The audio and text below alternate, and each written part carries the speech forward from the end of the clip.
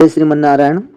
आज इस वीडियो में शिवांश के द्वारा आज तक स्वामी जी के प्रति जो भी आक्षेप लगाया गया है, साथ ही जो धूर्ततापूर्वक उनके प्रति लोगों के मन में विद्वेष प्रकट किया गया है, द्वेष प्रकट किया गया है, उन सभी का प्रत्युत्तर देंगे, वो भी प्रमाण सहित।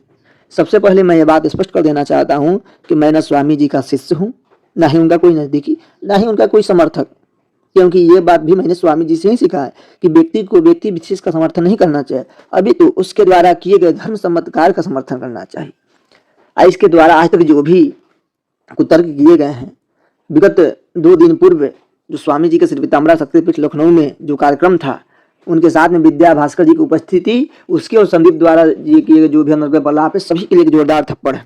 वीडियो बनाने का कारण ये नहीं है कि मैं शिवांश से द्वेष करता हूँ या नफरत करता हूँ, या उसने पर्सनली आकर स्वामी जी के प्रति अभद्र भाषा का प्रयोग किया है, उनको नाना प्रकार का अभद्र भाषा बोला है, या उनके प्रति मन में बहुत विद्वेष रखता है। शिवांश के प्रति वीडियो बनाने से यही कारण है कि जब एक धर्माचार्य के प्रति सभी लोग विधर्मी कुत्ते की तरह भौंकने लगते हैं, तब ना चाहते हुए बीच में आना पड़ता है। शिवांश के लिए, संदीप देव के लिए, और इसके साथ में जो गैंग जुड़ के उनके प्रति फेक चैट, उनका फेक वीडियो एडिट करना, फेक नेगेटिव सेट करना, जो काम करते हैं, उनके लिए स्वामी जी अकेले ही काफ़ी हैं। लेकिन जब बात हद से आगे बढ़ जाती है तो एक सनातनी होने के कारण हम लोग के बीच में आना पड़ता है, और आना भी चाहिए। इस व्यक्ति के द्वारा जो सबसे ज़्यादा अनर्गल प्रलाप किया गया है वह है कि निग्रहाचार्य प्रामाणिक आचार्यों का खंडन नहीं कर सकते। इससे लोगों में आचार्यों के प्रति अनास्था उत्पन्न होती है। साथ ही कोई भी प्रामाणिक आचार्य उन्हें प्रमाण पत्र नहीं देता है कि वो निग्रह संप्रदाय के निग्रहाचार्य। जो मूल त्रुटि है उसमें, जो गलती है उसकी, वो क्या है? प्रामाणिक आचार्यों का खंडन करने का प्रयास करना, प्रामाणिक आचार्यों के प्रति अनास्थावान बनाना सामान्य जन को। यही तो उसका मूल वो है, स्वभाव, जिससे हमें आपत्ति है। तो सुनो शिवांश, यह बात तुम्हें इसलिए नहीं समझ में आती कि तुम अंधे हो चुके हो। शिवांश कि स्वामी जी आज तक किसी भी व्यक्ति विशेष को पर्सनली जाकर अटैक नहीं किया, और आज तक उन्होंने जिन जिन आचार्यों के खंडन में या फिर बात शास्त्रीय मतभेद को लेकर बोला है, तो किस आचार्य के प्रति तुम्हारे अंदर अनास्था उत्पन्न हुआ है? अगर तुम्हारे अंदर अनास्था उत्पन्न नहीं हुआ, तुम ये मत समझो कि तुम ही एक विवेकी हो, बाकी सब मूर्ख हैं। अगर किसी संदर्भ को लेकर किसी आचार्य के प्रति उन्होंने आवाज उठाया है, तो तुम ये बताओ कि कितने अंश में गलत है तुम्हारे अंदर इतना हिम्मत? तुमसे मैं पूछता हूँ, तुम बताओ कि रामदेव की वंदना करना सही था, या रजस्वला स्त्री से भगवान को भूख लगवाना सही है? किसी मान संप्रदाय का कोई मान आचार्य शास्त्र की बात तो करता है, किंतु उसके जीवन में शास्त्र की बात न दिखने पर क्या हम उनसे सवाल नहीं कर सकते? तो उनसे सवाल नहीं करेंगे तो किससे पूछने जाएंगे? तुमसे। हमें तुम्हारे तो मूर्ख नहीं बनना, तुम्हारे तक अंधे नहीं होना कि निग्रहाचार्य जी जब जब अधर्मिक बातों को देखा तो टोका है। और किसको बुरा लगा? तुमको लगा और संदीप देव जी को लगा। उन्होंने विद्या भास्कर जी को बोला, राघवाचार्य जी को जब जब भी कोई बात आई है बोला, अनिरुद्ध धीरेन्द्र शास्त्री को बोला है, रामभद्राचार्य जी को बोला है, यहाँ तो अभिमुक्तेश्वरानंद जी को, जो वर्तमान में ज्योति मठ के शंकराचार्य जी है, उनको भी कई मामले में बोला है।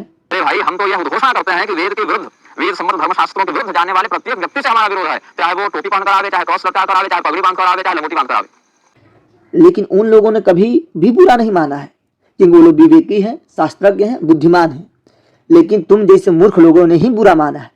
विवेकी व्यक्ति वो होता है जब अपने प्रति गलत दिखने पर उसमें सुधार करता है, ये नहीं जो कुत्ते की तरह पीछे बढ़ के उस पर्सनली जाकर उसके मां बहन करना, अटैक करना। तुम्हारे संदीप जी जैसे मूर्ख है। संदीप देव इतना गिरा व्यक्ति, इतना नीचे कि निजी द्वेष के कारण पूरे एक ब्राह्मण समाज को शक साबित कर रहा है, मलिच कह रहा है, और मान आचार्य का उपवास कर रहा है। तो मान तुम तो विद्या भास्कर जी को प्रमाणिक मानते हो, राघवाचार्य, जब उन लोगों का जब वो अपशब्द बोला, तब तुम जाके संदीप देव जी लगा के बोल रहे हो।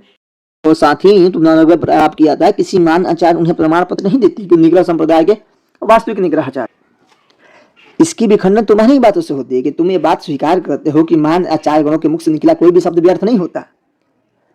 विद्या भास्कर जी, राघवाचार्य जी, मलुक पीठाधीश्वर जी, और साथ में ज्योतिर्मठ एवं शारदा मठ के शंकराचार्य जी, इन्होंने कई बार स्वामी श्री भगवतानंद गुरु जी को निग्रहाचार्य शब्द संबोधित किया है। अगर उन्होंने निग्रहाचार्य शब्द संबोधित किया है तो किसी कारणवश किया है। ऐसे तुम उनको अनभिज्ञ और तुम उनको मूर्ख मत जानो कि उन्होंने निग्रहाचार्य इसलिए कह दिया कि सब कोई निग्रहाचार्य करते हैं। तुम्हारे में उनमें जमीन और आसमान का अंतर है। जमीन आसमान का अंतर कई लोगों का अंतर होगा, ठीक है? तुम्हारे उन्होंने निग्रहाचार्य कह रहे तो ये व्यक्ति वो मन में स्वीकार करते हैं कि वो निग्रहाचार्य हैं, और तुम्हारे इस खंडन के तो जोरदार थप्पड़ दिया विद्या भास्कर जी ने, जब उनके सामने यह बात निग्रहाचार्य जी ने उठाया था कि शिवांश ऐसा कहता है। तो उन्होंने ये खंडन नहीं किया कि हम तुम्हें निग्रहाचार्य नहीं मानते हैं। अब जब फिर आके तुम दुष्टता मत करने लगना है कि तो ये नहीं कहेंगे तुम निग्रहाचार्य हो। मूर्ख आदमी, अगर तुम्हारे मन में ये बात आती हुई कि उन्हें तो नाम ही नहीं पता, तो तुम संदीप देव बनना छोड़ दो। हमें तो हंसी इस बात भी आती है कि तुम्हारे संदीप देव में कोई फर्क नहीं रह गया है। तो अपने निजी द्वेष के कारण, सामने वाले को नीचा दिखाने के कारण तुम किसी भी हद तक, किसी भी नीचता तक जा सकते हो। अरे अब तो बुद्धि लगाओ कि जब मान आचार्यगण, विद्यावाचक जब उनको प्रमाणित मानते हैं, उनके साथ में मंत्र साझा करते हैं, तो कुछ तो बात होगी।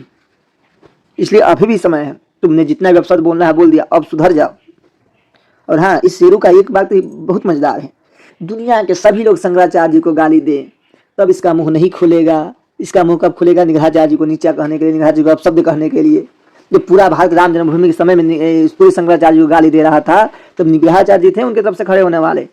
तब हमें लगता है शेरू भी नहीं दिखाई दे रहा था उस समय। क्या बोलेगा, हम बाल का विरोध करते हैं, इस्कॉन का विरोध करते हैं, हम आज समाजी का विरोध करते हैं। तुम किसी का विरोध नहीं करते हो, वो सभी विरोध करते हैं, उनके सामने जी लगा के बात करते हो। और तुम्हारे गुरु जी गाली देते हैं, तब तुम्हें क्रोध नहीं आता कि हमें शंकराचार्य को गाली दे रहे हैं। इसका एक और सवाल रहता है कि निग्रह प्रवेशिका कब नहीं है? अरे जब तुम जीवन में कभी व्याकरण का अध्ययन किए होते, स्वयं से एक श्लोक का निर्माण किए होते, स्वयं से एक वाक्य लिखा होता, तब तुम्हें पता होता कि ग्रंथ लिखना कोई बच्चों का काम नहीं है। ठीक है, ऐसा नहीं कि कहीं से कुछ लेकर छाप के लिख दिए। चलो मान लेते हैं, कोई बात नहीं। क्यों मान लिया? तस्मात् शास्त्रम प्रमाणम। तुझको तो तेरे पास शब्द प्रमाण क्या है? वेद का क्या शब्द प्रमाण है? वेद का तेरे पास तेरा बाप तक तुझे गलत दिखाई दे रहा है, जो कि है भी। अरे दुष्टता पूर्वक तुम सवाल पूछ रहे हो, तुम बताओ। तुम बार बार तुम कहते हो शब्द प्रमाण, शब्द प्रमाण, शब्द प्रमाण। तो तुम्हारे नजर में शब्द प्रमाण क्या है? मेरे नजर में है कि वही शब्द प्रमाण है जो शब्द शास्त्रों से मेल खाता हो। वो जो शब्द चाहे वो किसी भी आचार्य के मुख से क्यों ना निकला हो, अगर वो शब्द शास्त्रों से मेल नहीं खाता तो हम शब्द प्रमाण नहीं मानते। केवल निग्रहाचार्य जी एक ऐसे व्यक्ति हैं जो उनके पिता के मुख से निकला जो शब्द अगर शास्त्रों से मेल नहीं खाया तो उन्होंने अपने पिता का भी विरोध किया। उन्होंने कहा कि आपकी यह बात गलत है, तुम्हारे अंदर है इतनी हिम्मत। जब संदीप देव सभी आचार्यों का शब्द कह रहा है, तुम तो विद्याभास्कर जी को प्रमाणित मानते हो, तो उनके द्वारा यह शब्द निकलना है कि साकृत्य ब्राह्मण श्रेष्ठ ब्राह्मण, साकृत्य ब्राह्मण शक नहीं है, मलेच्छ नहीं है, तो तुम उनको उस विधर्मी को जी लगा के बोल रहे संदीप देव जी, तब तुम्हारा धर्म रक्षक वाला स्वरूप कहाँ गया? शिवराम बाली वो मूर्ख जो होते उनसे जाकर डिबेट करना बहुत बड़ी बात है, और अपने डिबेट में किसी को लाकर कहे तू में करना, यही शास्त्र की रक्षा है, यही सनातन धर्म की रक्षा है, दूसरे के बात को लेकर पीछे पड़े रहोगे, ये बात वो बात। मूर्ख आदमी। निग्रहाचार्य जी हजारों नहीं लाखों बार कहा होगा कि वो कभी भी किसी व्यक्ति विशेष का विरोध नहीं करते। जो भी किसी भी व्यक्ति का जब शास्त्र सम्मत बात है तो कहेगा, शास्त्र आचरण नहीं होगा तो उसका विरोध होगा, चाहे वो कोई भी हो। सबसे ज्यादा डिस्टर्बिंग ये बात है कि तुम बातों को घुमाते बहुत हो, कौन सी बात कहाँ चले गए तुम्हें खुद नहीं पता रहता है। तुम मानसिक तौर पर इतना डिस्टर्ब हो चुके हो, रामपाड़ी आवाज समाज के साथ में डिबेट कर गए तो तुम क्या बात करो, कहाँ पहुंच जा रहे कुछ पता ही नहीं चलता। आज तुम्हारे साथी में जो बात कुतर करते हो, निग्रह प्रवेशिका में विलंब क्यों? क्योंकि तुम्हारे और संदीप जैसे मूर्ख क्यों जब निग्रहाचार्य को अपने बातों में उनका अमूल्य जो समय व्यर्थ करेंगे तो कैसे वो कोई सनातन के लिए कुछ कर पाएंगे, कोई ग्रंथ का लेखन कर पाएंगे?